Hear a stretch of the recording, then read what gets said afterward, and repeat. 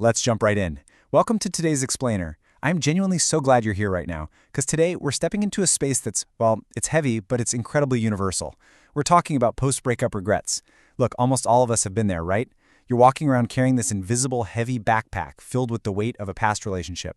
You catch yourself constantly replaying old conversations in your head, wondering where things went sideways or wishing you'd just said that one perfect thing. It's a completely normal human experience. So today, we're going to look directly at the data, the psychology, and the shared stories that map out the actual anatomy of a broken heart. Now, have you ever found yourself wide awake, staring at your phone in the pitch dark, just endlessly scrolling through Reddit forums or reading strangers' heartbreak stories at 2 a.m.?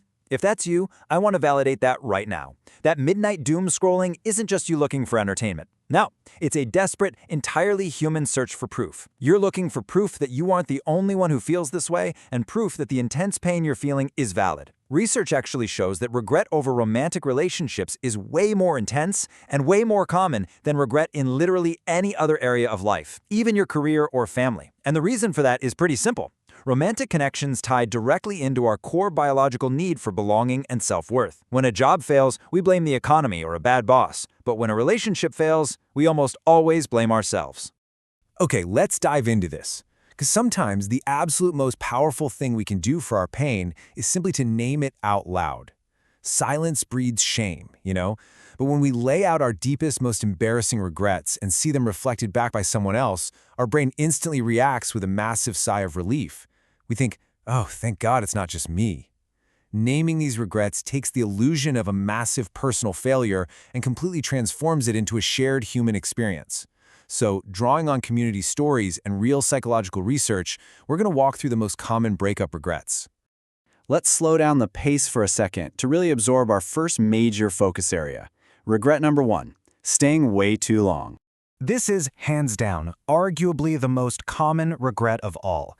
It is that agonizing, just excruciating realization that you wasted large amounts of your precious time on a person or a toxic situation that was ultimately unhealthy and, if you're being totally honest with yourself, was never actually going to change. Think of it like this terrible movie analogy. It's exactly like renting a movie you completely hate, but instead of just grabbing the remote and turning it off, you stubbornly keep watching it. Psychologists actually call this the sunk cost fallacy. Because you've already invested an hour into this awful movie, you convince yourself, well, I have to see it through. You sit there for 6 more hours clinging to the hope that there will be some magical plot twist and it eventually gets better. But a reality check here? It never does. You literally just lost 6 hours of your life to a bad script entirely because you were too afraid to press stop. And that brings us right to our second major regret, which strikes right at the core of who we are: losing your own identity. This is that painful, hollow feeling of looking in the mirror and genuinely not recognizing the person staring back at you. And the scary part is it happens so slowly you almost don't notice it. It's a classic boiling frog situation. At first, you just skip a few nights out with your friends to keep your partner happy. No big deal, right? Then you stop playing the guitar because they think it's too loud.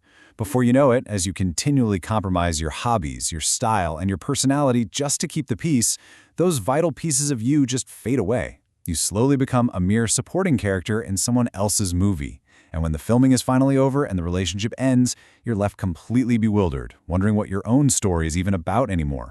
Next, we're shifting gears to a highly misunderstood concept. Regret number 3 is the controversial one: the reality of dumper's remorse. So, there is this massive misconception in pop culture that the person who initiates the split just walks away completely unscathed, happily moving on with their life. But the data tells a profoundly different story. We really have to validate the experience of those who ended it. Studies show that a massive 40 to 50% of people who end relationships experience notable regret within that first year. What typically happens is this initial rush of relief, like, wow, the pressure is finally off.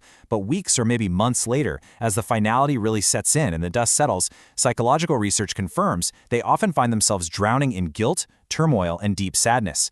You might have initiated the split thinking you desperately needed freedom, only to realize that, well, sometimes freedom can be surprisingly lonely. All right, we've covered the big 3, so let's shift to a rapid-fire pace here. We're going to group together 7 other classic mistakes and regrets we make during and immediately after a split. Buckle up, because these are painfully relatable. It usually starts long before the breakup by ignoring your gut. Those early red flags that were actually 5-alarm fires with a full marching band attached, which you chose to walk right past. Then comes the regret of how it actually ended. Maybe it was the cowardice of ghosting someone, or on the flip side, the guilt of not fighting for them at all, which leaves the other person with this horrible blindsided trauma. We also carry the cringe of things we compromised on, like saying yes to getting a matching tattoo that now looks like a depressed potato. Then, when the dust settles, the longing hits. We regret taking their emotional intimacy for granted, just assuming they'd always be there. And that longing is totally amplified because we often let the relationship isolate us, leading to that super awkward phase of sending cringe, hey, long time no see texts to the friends we abandoned. And finally, the infamous revenge phase. Oh yeah, this is when we stage desperate hookups or craft these overly curated fake Instagram posts just to prove we're winning, essentially performing an exhausting one-person show for an audience of none. Okay, reading through that list can feel a bit like picking out a scab, right? It validates the pain, but it definitely doesn't make it go away. So what exactly are we supposed to do when the regret is an absolute fact and the past completely cannot be changed?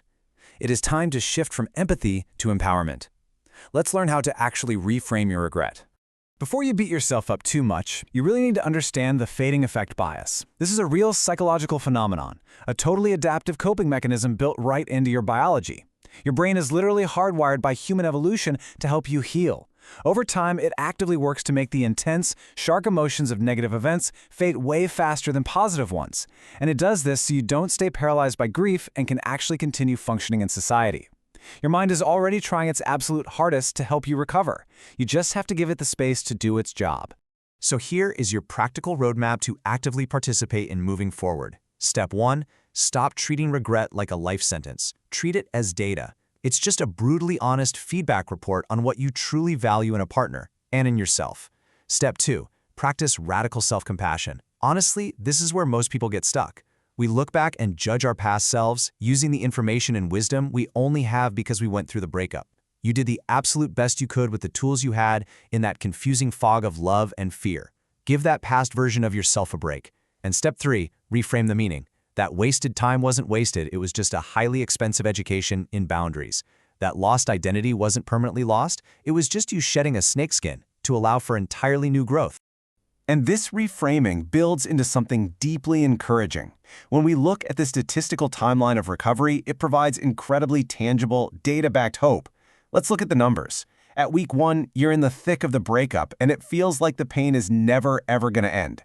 But by week 11, a massive 71% of people start feeling significantly better. They report finding their footing again. By month 3, true closure often comes knocking.